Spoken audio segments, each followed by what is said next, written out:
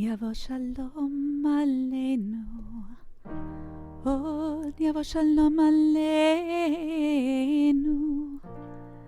יבוא שלום עלינו ועל כולם.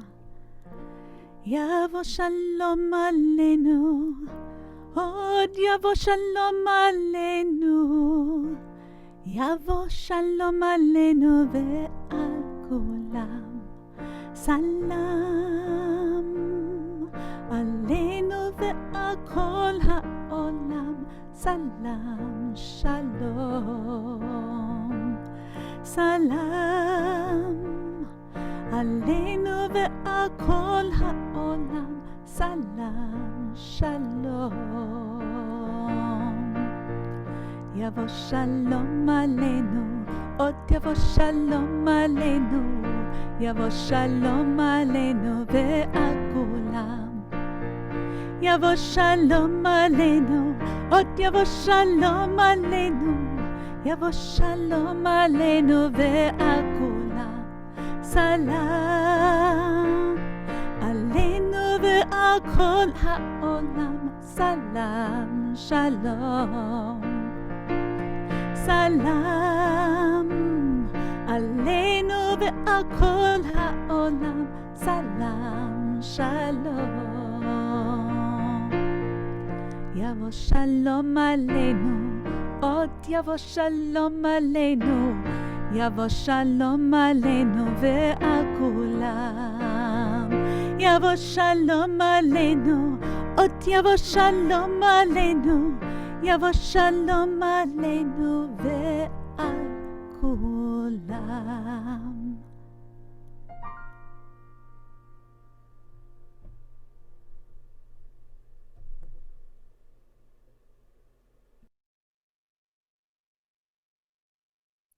Thank you, Cantor Bernstein, for the moving song to start our evening. Cantor Bernstein is the cantor at Shahar Zahav in San Francisco and lives in the East Bay. We appreciate your presence and beautiful voice here tonight. My name is Jeff Elfeld, and I have the honor to be serving as the chair of board of directors for JFCS East Bay. And I'd like to welcome everyone on this video call, and thank you for being here with us. We want this evening to be relevant to you, so please take a moment to answer the 2 questions in the short poll coming up on your screen. The first is, which of these topics related to our work are you most concerned about in our Bay Area community today? And the second is, which JFCS East Bay program are you most interested in learning more about? Also, there will be time to answer some of your questions, and if you have questions that do come up, please click the Q&A button at the bottom of your screen, enter your question there, and we'll get to it towards the end of the evening. JFCS East Bay has been a presence in the Jewish community since 1877. That's an incredible 146, almost 147 years. Initially serving Jewish immigrants and refugees, in the 1980s, the mission was broadened to include serving not just the Jewish community, but the broader community as well. Our vision is to support a community where everyone can flourish with dignity. We do this by partnering with our clients and community to advocate for justice and promote healing. Importantly, the agency holds an unwavering stance against anti-Semitism and all forms of prejudice. During this incredibly sad and challenging time, we are here to share what JFCS East Bay is doing to support the communities we serve and to hopefully provide some information that can be helpful for you and your families. Do we have the results of those 2 questions that were up on the screen? Okay, great. Thank you for participating and indicating your concerns, and our presenters will keep this in mind as we move forward. I'd like to now hand things over to Robin Mencher, the CEO of JFCS East Bay. Robin is incredibly passionate about the agency being able to rapidly respond to pressing social needs in the community.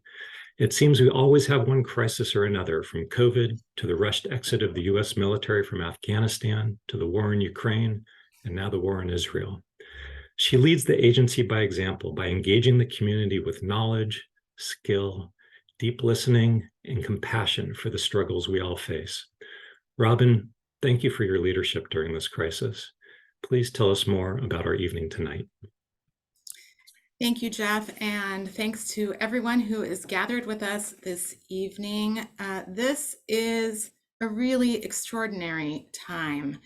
It is a time that on the Jewish calendar, we are preparing to welcome in the lights of Hanukkah, and guided by those lights and sharing those lights with one another and the wider community. It's a time when we rededicate ourselves to our values. And as Jeff noted, JFCS East Bay has been a place where, guided by Jewish values, we have worked to strengthen our Jewish community and strengthen the lives of everyone who lives in the East Bay, so that everyone can live the lives that they want for themselves, and for us to also build a community that makes that possible. Tonight, we gather together to be in community, to learn a bit about how we're addressing these really troubling and exceptional times, and not only to shed a light on our work, but to shed a light on those bright spots in the community. As we know, there is no shortage of crises and challenges facing us today. And as the world gets smaller and smaller, what happens halfway around the globe also impacts us and our lives here today. So this evening, we'll have a chance to hear from not only some leaders at JFCS East Bay, but leaders in the field, in the fields in which they work, about how we take tangible steps to make that difference and shine that light. We'll touch a little bit about how we're part of a broader Jewish community that is addressing the challenges from the events of the past couple of months in Israel and Palestine, working here in the East Bay and more broadly. We'll talk about how we're supporting our Afghan community in light of devastating earthquakes that hit that country this fall as well, and impact the lives of our clients and our community here in the East Bay today. And we'll talk a bit about how we can utilize the tools that we see with our clients to support one another and ourselves during these challenging times.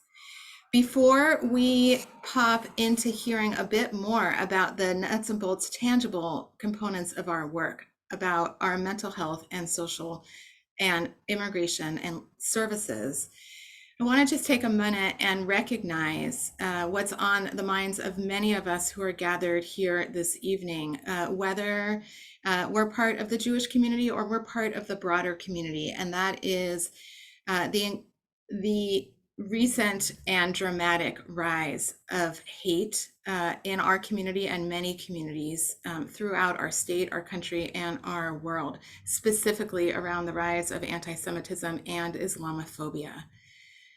We feel it every day in our work. And as Jeff noted, we have a commitment to address it. I want to let you know 3 key ways in which JFCS East Bay addresses hate that we see in our communities. First off, which we'll go deep into tonight, is the way in which we work hand in hand with individuals and families in the East Bay to support them in dealing with the effects of hate in our community that fall in their lives or that are triggered by world events that are happening to them, and share that.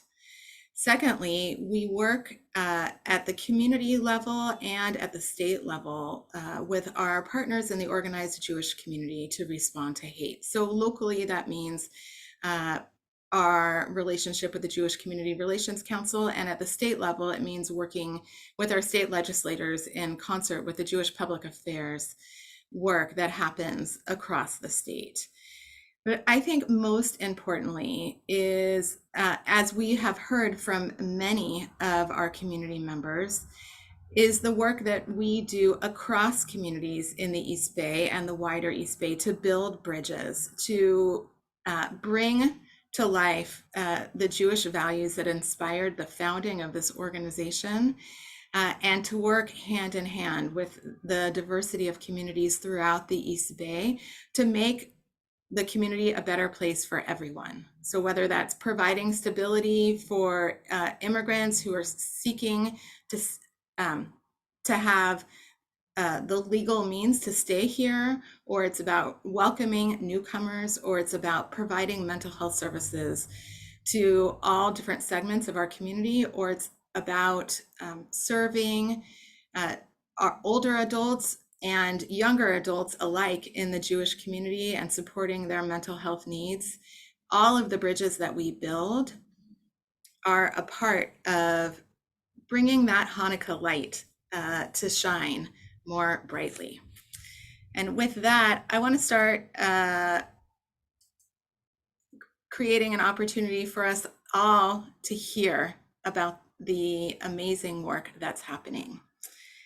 We will start with one of our courageous and compassionate leaders, Rita Clancy, to tell us a little bit about how we are responding to the challenges that the Jewish community in the East Bay is facing at this time, and centering that work with our community of Holocaust survivors and their families.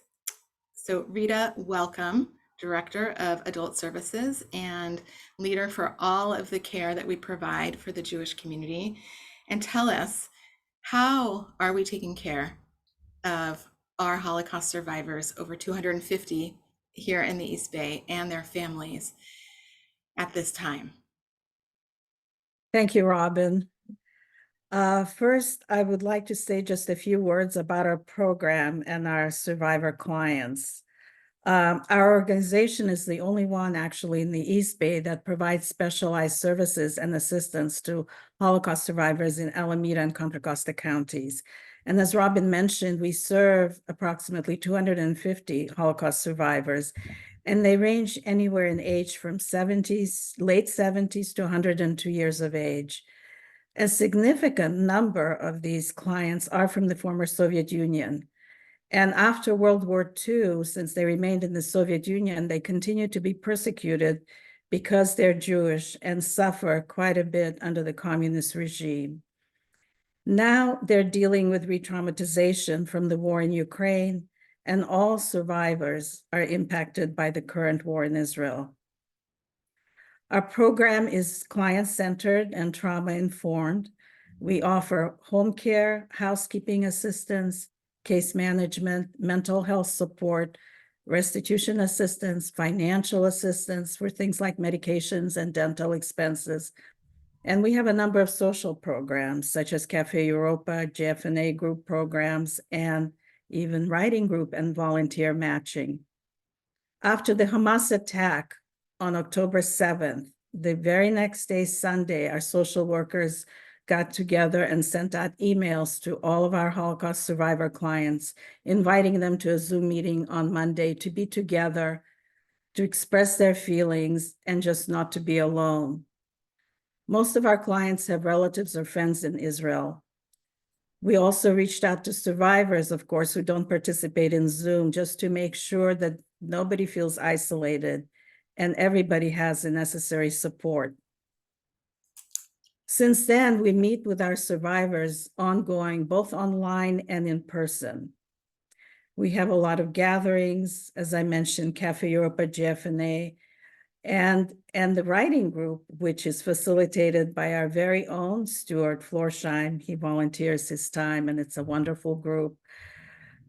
All in all, we've had about 47 group gatherings since October. Our social workers, of course, have to do a lot more home visits during this difficult time to provide more support and check on the wellness of our survivors. What we observe about our clients is their resilience and their strength and wisdom. And they have such a wealth of inner tools that helps them function in the midst of such tragedy. It's just really amazing. But there's no doubt that re-traumatization and Holocaust denial impacts our clients and their families. Many survivor families are small, so there's very little social support. which is always a constant reminder of the beautiful family they had before the Holocaust and who were murdered during the Holocaust just because they were Jewish. The current reality is that Holocaust denial and anti-Semitism are at an all-time high. The pain and the trauma around this is very deep. We are just so honored to be here and work with our Holocaust survivors. Wow, Rita, what you describe in terms of the work that it takes to break down the isolation and offer the support is quite inspiring. And it is the tools that you mentioned, the high touch connection, right, is what moves our clients through these traumatic events into spaces where their resilience can really shine through. Thank you for that incredible work and the work of the team. This is a really specialized experience for our Holocaust survivors and the generations that flow from them to bear witness again to this kind of violence. We know, though, that it is not only impacting our Holocaust survivors, but communities much more widely within and beyond the Jewish community. Can you tell us a little bit about the work that our team is up to at the UC Berkeley campus in partnership with Berkeley Hillel? Yeah.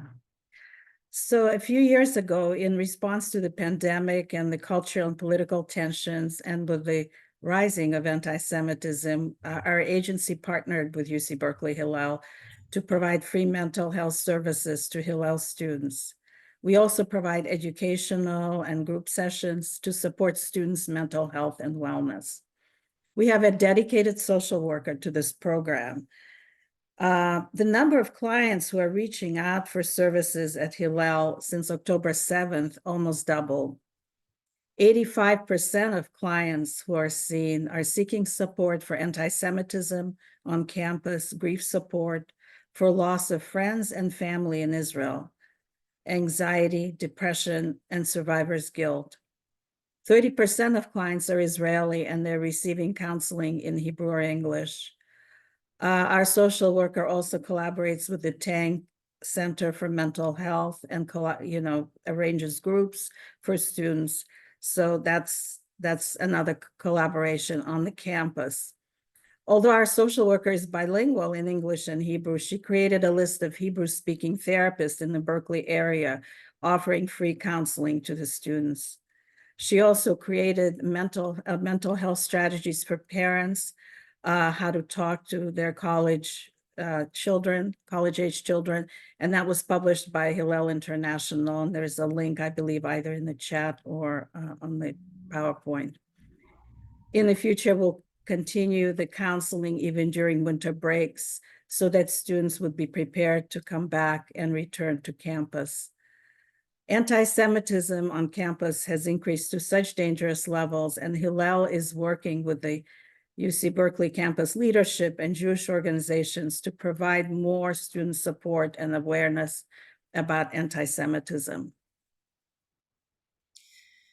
It's true that our students have never reported as much as they're reporting now how unsafe they feel physically and emotionally. And what you've described that's happening at the UC Berkeley campus and what our clients are asking us for, while this is a microcosm, it's also impacts. We see reverberations of that impact within the wider Jewish community in the East Bay. Rita, tell us a little bit about beyond those two groups of Holocaust survivors and UC Berkeley students, what kinds of requests are we receiving from members of the East Bay Jewish community, from Jewish organizations in the East Bay, and what are some of the things we're doing about it? So we have a program called the Jewish Community Safety Net, and this program provides financial assistance, some counseling, and other support for low-income members of the Jewish community. So for example, just in the past year, we've assisted 39 clients financially, and the top needs were things like help with rent, utilities, medical bills, and we helped to the tune of about $70,000 so far. We also have 16 counseling clients currently. And because, of course, the war in Israel has created such enormous heartbreak and stress in our community, in response to that, we started a support group for our existing clients in this program. And it's a short-term bi-monthly support group for Jewish adults in Contra Costa and Alameda County.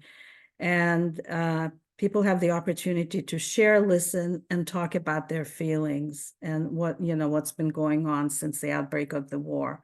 This is not a political group. So these are some of the things we're doing in that particular program and with the Jewish community. And the age range, so far the group demographic of this population has been from age 36 to 85. Wow. So we see that there is a great need, and the team has adjusted, has stepped up to meet that need, and to do so through first listening to our clients, right? I think I'm really struck by so many things, but one piece that we'll take into further conversation is Israelis in the East Bay and their experience, and how are we supporting them, and what else might that look like, right? That 30% of the students we are serving at UC Berkeley are Israelis or connected directly to Israel, and even a broader proportion of them have deep roots and connections to the region in some way. And just shedding a light on that complexity and recognizing that it echoes throughout the community.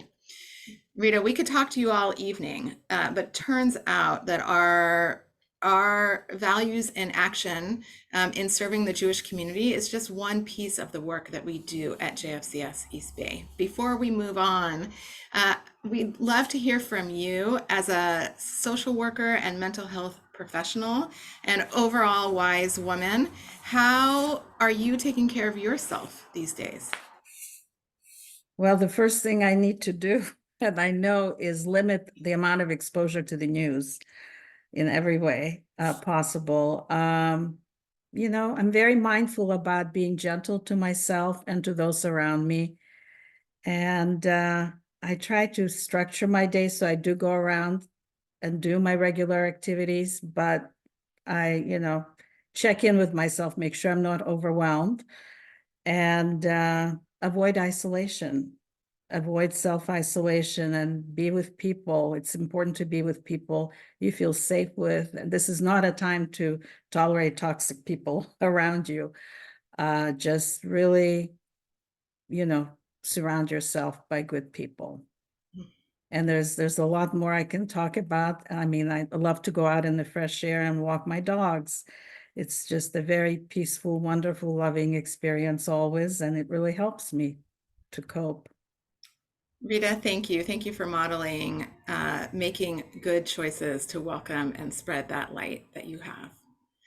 Thank you. Now I'd like to introduce our Director of Refugee Services, Fauzia Azizi, who is joining us this evening to share about another core area of JFCS East Bay's work, which is about welcoming newcomers into our community. The majority of newcomers that JFCS East Bay has been welcoming in the last few years, and especially in the last 2.5 years, has been from Afghanistan. In light of the increasing compound multitude of crises that have affected this country for quite some time, and very recently, Fauzia and the resettlement team work not only to find people new homes, but to help and guide and partner with our clients to restart their lives in their new homes, and to do that in connection with community. So Fauzia, We know that there were this fall a series of earthquakes in Herat and northern Afghanistan, in a place where many of our current clients and some of our staff members and many people's extended family members are from and still have family there. The scope of the devastation is hard to comprehend for anyone who's seen those images. And right away, we saw our team spring into action. Tell us a little bit about how we've been taking care of our clients and the broader East Bay Afghan community.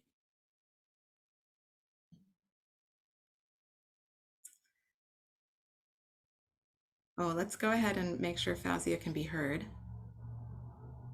Thank you. Thank you, Robin. Well, after the withdrawal of U.S. troops from Afghanistan, our agency demonstrated unwavering commitment and resilience by providing comprehensive aid to nearly 1,400 Afghans, which surpassing the support offered by any other highest affiliate.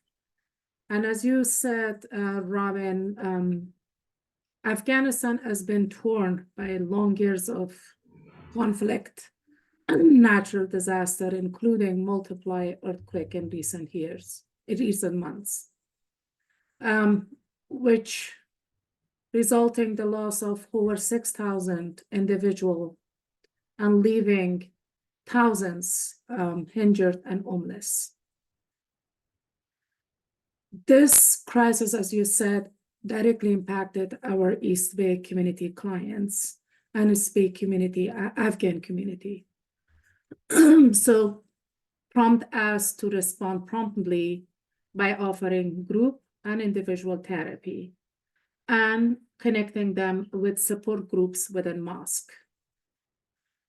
In collaboration with Noor Islamic Center, we organized a prayer gathering, extending support and fostering a sense of unity among our Afghan community and for those who lost their life due to this natural disaster.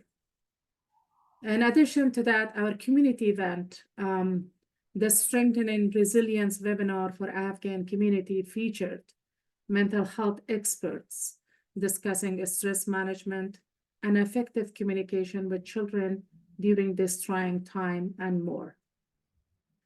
I want to also mention that Afghan refugees in Pakistan are also facing other challenge, and it's a matter that was overlooked by media.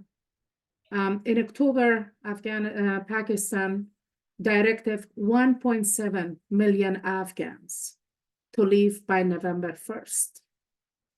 Many of these Afghans are the one fled Afghanistan after the Taliban takeover in 2021, and they find themselves in a state of understandable terror. Other Afghans being in Pakistan for over 4 or 5 decades, they think that they have nothing to go back to.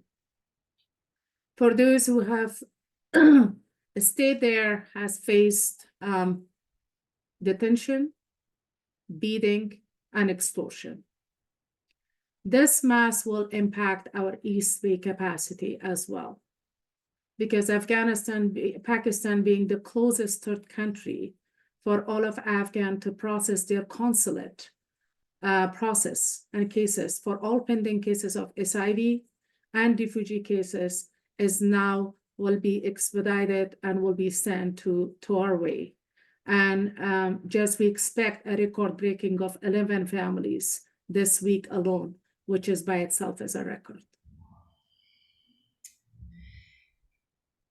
It is not the kind of record that we were hoping to make, but it is one that I know that the strength of our team is ready to address.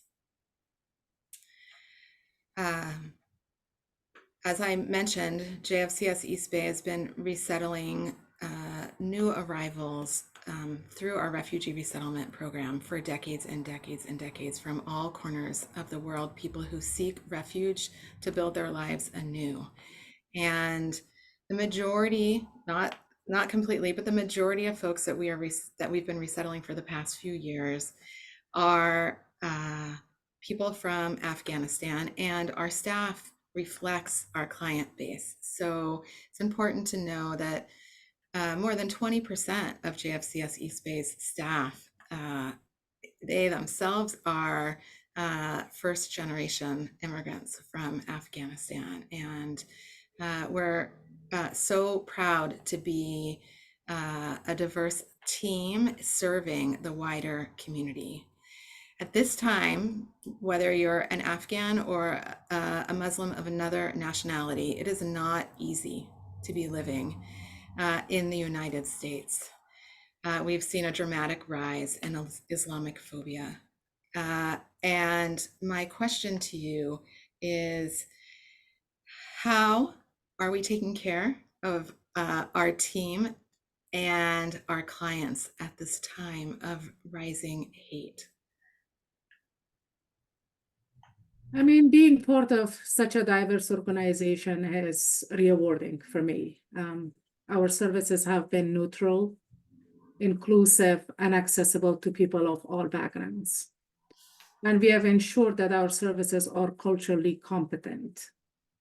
Over the years, we have established and built trust and fostered positive relationship with local leaders, community members, other organizations, and stakeholders. All of these Muslim leaders and community leaders have trust on JFCS East Bay's services and the humanitarian response that's been out for people of all backgrounds. Luckily, our staff has a very strong connection with these community partners. And I can say that we are still feel safe working in this organization as a staff, as an employee of this organization, because of our services and because of a strong connection that we have built over years with the East Bay community. And I would say, because of the leadership of Fauzia Azizi, that makes it possible for these collaborations to be focused on our shared commitment and our shared service and actions. So thank you, Fauzia. Before we move on, a pro tip from you about self-care during these challenging times. You are the master of managing crisis. How do you do it? I mean, the first thing, as Rita said, I just consider taking breaks from watching the news and avoiding overwhelming myself from negative information. Instead of that, just allocating that time and engaging activities that make me relax, and spending quality time with my family and loved ones really, really gave me the needed support and connection. And I think it's very important to build a community with family and friends. And that's kind of give you, that can foster resilience and sense of unity. Thank you so much. And with the deepest respect for the light that you shine into the community, and reminding us all that it's about the quality of our time, right? I'd now like to turn to Dr. Allison Holmes-Knight, our newest member of JFCS East Bay's leadership team, our Senior Director for Clinical Services. Allison, thank you for joining our community-based organization, providing meaningful mental health services to diversity of populations and all stages of life. Tell us a little bit about some of the specific groups that we work with, particularly addressing trauma with children and youth. We work with quite a few children who are part of the foster care system. What's in that secret sauce for how we serve and support and partner with them? Thank you so much for welcoming me here to JFCS. It's been wonderful joining this leadership team of amazing and brilliant leaders. Our work with the foster care youth Very similar to what both Rita and Fauzia said, we pride ourselves on focusing on trauma-informed, client-centered, and culturally sensitive care. And when you think about those who are part of the foster care system, they have a very unique and unfortunate experience of what we call complex trauma. And what that means is that they may have multiple traumatic experiences. It may not just be one instance. And so our clinicians look at the complexities of both development and development as it is impacted by traumatic experiences. And so we focus really on providing a place to build resilience and coping skills, as well as helping to foster hope and ways in which our youth can really be active in their own healing. We use a lot of play therapy, which is a very universal way to communicate, where children don't have to necessarily always have the words to describe those very scary experiences that they may have had. And so our clinicians are able to help foster some communication through the use of toys and different types of play so that we can truly understand what it has been like to be in their world and what they are really trying to understand and cope with. Wow, thank you for those powerful examples that really give us a glimmer into how our amazing mental health staff brings about hope and healing. Thank you. JFCS East Bay is proud to be partnering with our Jewish Community Federation to provide mental health services for children in the East Bay Jewish community as part of their broader mental health community care initiative. That is work that's just started in the last few months. Can you tell us a little bit about how that's going? That is actually going really great. Our clinicians are enjoying meeting with these families and really supporting them in their own development, in their own embrace of their identity and their cultural identity. Given all that is happening in the world, we are definitely seeing an increase in both sadness and anxiety. And so our clinicians are really showing up and being a warm, containing environment and a warm, safe person so that not just our children, but the parents and the grandparents can also feel that support that we are wanting to offer to all of them. We are really being able to give them a voice and give them that safe sounding board space so they can express their fear and their sadness or whatever may be coming up for them in a very non-judgmental and supportive way. We have a lot of families that are coming in to meet with our clinicians, and they're really taking they are using the space in a great way to find that resilience and that strength and that hope that they are really needing during this time. Thank you for providing that foundation of stability with children and youth and across all stages of life. Allison, could you give us an example from your clinical perspective about how you bring hope and healing and a greater sense of peace into your life? In addition to just kind of having self-grace, it's about reminding yourself that all this pain and the suffering that you may be experiencing in this moment will eventually heal, right? With the proper supports, like Fauzia said, surrounding yourself with your family, your loved ones, not being isolated, taking care of yourself, whether that be through physical activity or literally just resting. You're able to find hope and resilience in knowing that this too shall pass. And it's with the connections and with the support and with the community and the love and support that you get in the community that helps you remember that tomorrow is a new day. And with each day, we are able to find new hope. Allison, thank you.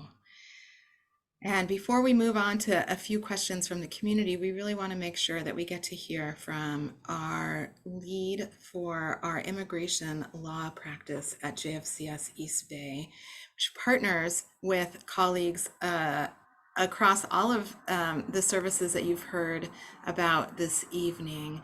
I'd like to now introduce you to our colleague, Rena Arya, who can tell us a little bit about what it means to support people through the process of real stability and security in being able to stay in one's own home and stay united and together with one's family, and what kind of experience that is for someone.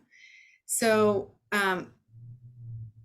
we're looking, it's unusual for many to look at the practice of law from a perspective of community and family care, but it's exactly what our immigration legal services are all about. Rena, can you tell us a little bit about who we serve and the services we provide? Sure. So the Immigration Legal Services Department of JFCS East Bay, we currently serve about a little over 500 clients throughout the East Bay, mainly Contra Costa and Alameda counties. Our clients hail from Afghanistan, El Salvador, Mexico, Guatemala, Ukraine, Nicaragua, all over. We have a very diverse client pool, and we also have a very diverse staff in our legal services department. We help clients navigate the difficult and very complex immigration system, from affirmative applications for citizenship to defense and immigration court in removal proceedings. And our clients come to us in so many different ways. Some of them are referred over to us from refugee services, from Fauzia's team. They just walk right over. And some of them have had long, arduous journeys across the southern border seeking asylum, and they make their way here to the East Bay to reunite with family and community in the East Bay. We have very rich communities of from Central America and Afghanistan and all over, and they come to our office and seek help. Thank you. And Rena, you're so right about our amazing legal service team. Almost all of the services that we provide our clients are actually in their first language. And that is no small feat. It's about the helping people feel safe with us and trusting us, oftentimes with their own life stories, right? Exactly. So tell us about why these services matter, like whether it's a Ukrainian that's been displaced by war, or an Afghan who came right after the US military withdrawal, or people who come to us after making a global migration and crossing into the United States from our southern border. What are they facing, and what do we have to offer them? Well, we try our hardest to take care of our clients by honoring their journey and their struggles. And with that, we strive to offer holistic services, even within our own agency, by providing psychosocial support in navigating some of the very complex public benefits that they may potentially qualify for, and connecting them to services as well as legal services. So we strive, as Allison had mentioned, to offer our support and our care for our clients in a holistic way, but we also, use a trauma-informed lens, and we try to remain culturally appropriate and sensitive to our clients. And so those are ways we take care of our clients. Thank you. So beautifully stated. Rena, how do you encourage the team in the midst of all of this to take care of themselves, and what works for you? What would you like to model? Well, I think it's very important to take time off. I think it's very important to lead by example, and turning things off at a reasonable hour, and trying to, institute balance in our lives and our work. It's very hard. And if you work in the immigration and refugee field, it's almost never a time to turn it off. World events happen, but even if world events don't happen in big ways, they happen in small ways in different places. And that almost always affects immigration. And as we speak, immigration policy is being debated in Washington. That will affect what we do maybe Monday morning. We don't know. So it changes. It's constantly changing. It's constantly moving, but trying to institute a balance within our work, taking time off, spending time together, trying to have conversations with our coworkers that don't necessarily have to be about immigration or our jobs is very important. Rena, thank you. The modeling is so important. And now we could hear all evening from each of you and the dramatic ways in which you're impacting the lives of our community members and strengthening our community through strengthening our families. However, we really want to take a few minutes of the time we have remaining and open up for some questions from the community. So we've received a few. If you've got a question on your mind, you want to hear a little bit more about something we touched on this evening, go ahead and submit a question through the Q&A function. As I look through the questions that have been submitted, it's very clear that there's a tremendous amount of respect for the meaningful, tangible, and creative work that is happening. There are several questions which are related to mental health questions and how do we work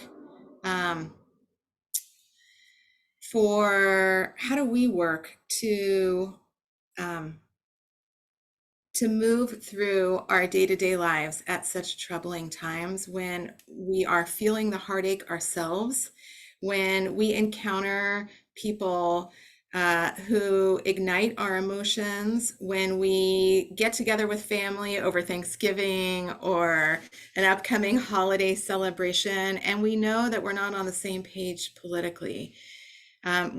Folks are looking for suggestions about how to walk into spaces that don't feel safe and require us to be brave. Who would like to take that on? Allison, I see you nodding your head. What ideas do you have for us? First, I would encourage people to really check in with themselves and make an informed decision if those are situations and environments they really want to walk into. At this time, it's really important to listen to yourself and take care of yourself. And if at any time you're not feeling safe, it's okay to set that boundary, even with your family, to make sure that you are feeling safe and that you are taking care of your own needs. The other thing is, if you do decide to be in those environments, that you can still set the boundary there. Remind people that you care about them, that you love them, and that this is not a conversation or a debate that you really want to have. And instead, what you would like to do is focus on your similarities, focus on being grateful and peaceful with one another and loving with one another. And this is not the time or the environment to focus on our differences. It's really okay to set a boundary and not engage in those types of conversations if they are going to upset you.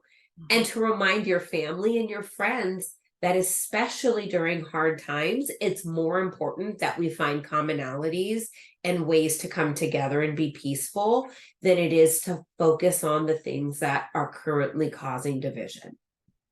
Oh, don't we all wish we could do that as clearly as you stated, right? Focus on the boundaries and the connection points is what I heard, right? Be clear, setting your own boundaries. Absolutely.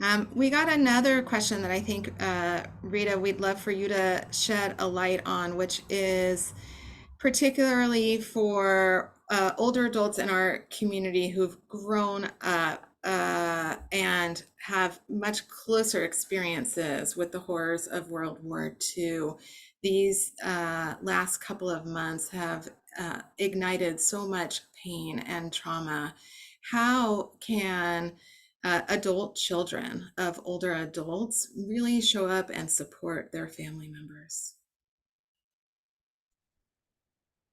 Well, I think this is the time to, I know a lot of children, most children are very loving, but to show that extra love by listening to your parents, acknowledging and witnessing their fear, their anger, their stress, anxiety, whatever they may be feeling, and be honest with them and share your own feelings of sadness and tell them how grateful you are for just having parents here to speak about this. And then make sure your parents are not isolated. Encourage them to have social outlets, and spend time again with people that they enjoy the same activities with, that they feel comfortable with.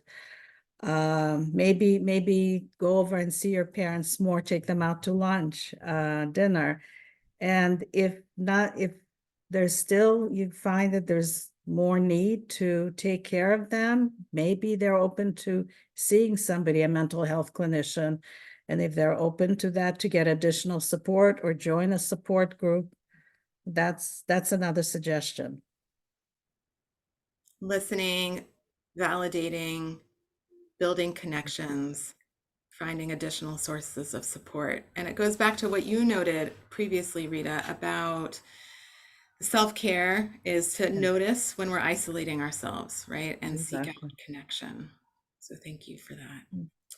Some other questions that we've received are, we have this history, it seems, of global events landing here in our community in the East Bay, whether it's the US relationship with Afghanistan or the war in Ukraine, or so many other examples where something that happens far, far away also touches us here. And we're in another one of those touch points with the Israel-Gaza war.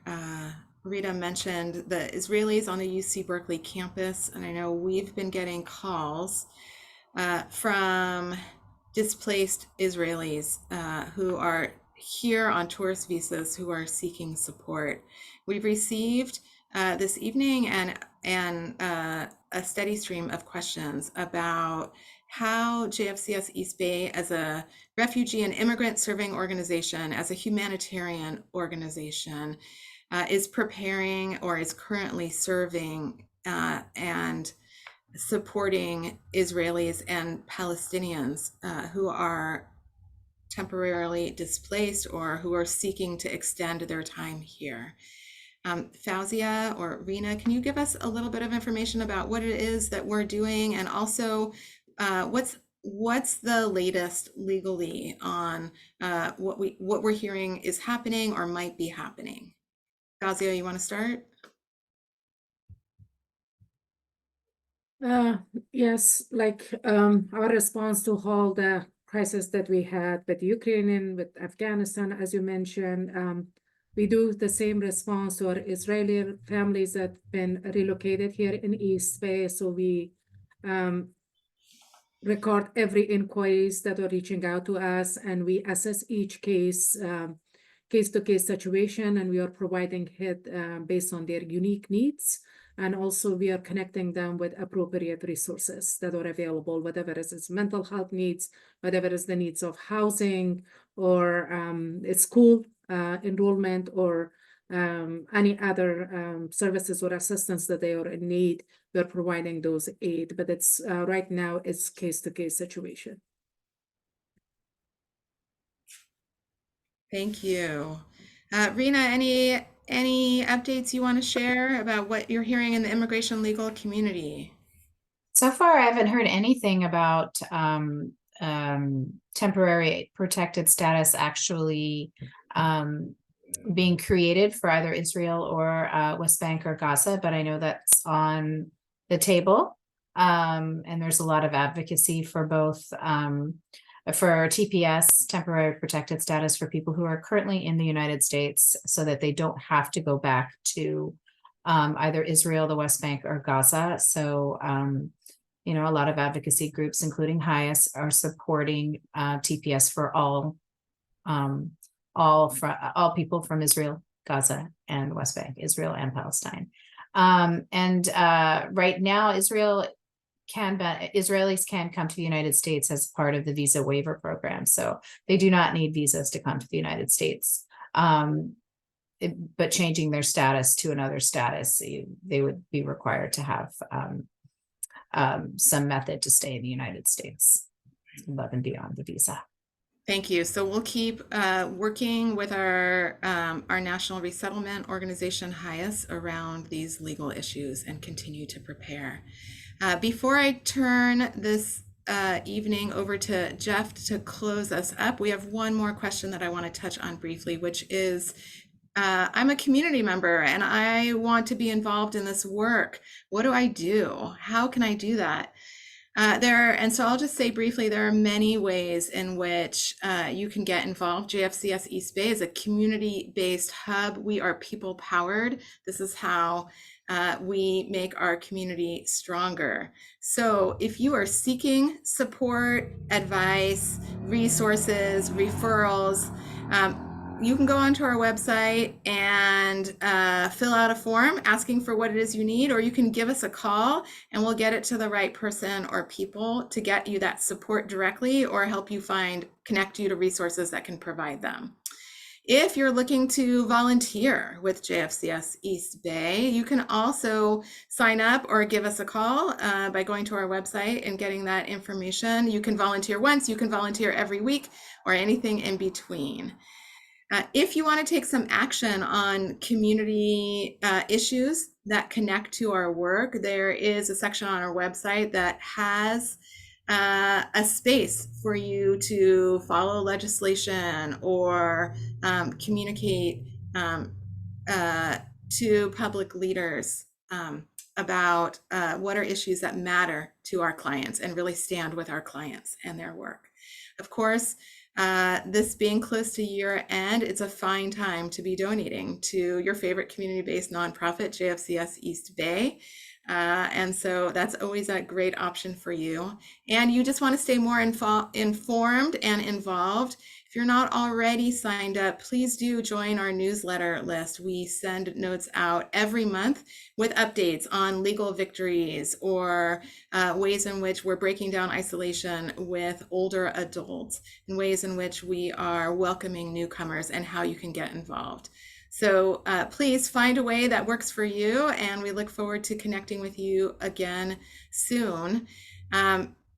Jeff, please take the last few minutes to close us up, and appreciations to all of our community leaders for shining a light on what's working here in the East Bay and how we can work together. Yes, thank you, Robin, and thank you to all of our speakers, Rita Clancy, Fazia Azizi, Allison Holmes-Knight, and Rena Arya. The work you're all doing is inspiring, and with rising anti-Semitism, Islamophobia, and intense polarization in this country, your efforts in tending to and mending our community really make a meaningful difference and help to bring that light into people's lives who really need it. That light comes from addressing the needs of the Jewish community by caring for and providing support to Holocaust survivors, by providing counseling to students at UC Berkeley Hillel to support their health and well-being, and by providing Jewish community care services like help with rent, utilities, and support groups. That light comes from providing therapy, group therapy, prayer gatherings, and working with community centers within our client refugee communities, helping those escape war and persecution establish new lives. The light comes from working with foster care youth, Jewish youth, supporting local preschools, and working with educators. And the light comes from welcoming new immigrants and helping them get established in this country, including, importantly, assistance in navigating the challenging immigration legal process. All of the outreach you have each discussed are important examples of how JFCS East Bay contributes to the resilience of communities, families, and individuals through advocacy and comprehensive support services at every stage of life. For our presenters tonight, our services leadership team, we appreciate the culturally responsive care that you bring in service to the clients of the agency, and always taking the time to understand the unique needs of each individual, customizing the services you provide with care and empathy.